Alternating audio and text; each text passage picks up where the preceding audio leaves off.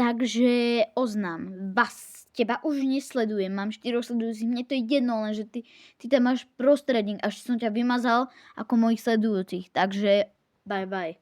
Pokiaľ si ju zmeníš, tak ťa opäť dám. A ty už máš len 25 sledujúcich, nie 26. Takže pokiaľ chceš, aby som ťa znova sledoval, ak toto pozeráš, tak pokiaľ chceš, aby som ťa znova sledoval, tak si zmeň tú profilovú fotku, lebo prostredník na profilovej fotke je fakt škaredé mať. Akože, síce ja viem, že to je tvoja profilová fotka, ale pre niekoho to môže urážať alebo prekážať tomu, ako napríklad som ja. Lebo mne sa tá profilovka vôbec nepáči, si neslušný a tohto človeka na TikToku zabanujte toho vás, lebo on má hroznú profilovú fotku. A navyše, keď má tú profilovú fotku, aspoň nech si ju zmení alebo ho zabanujú.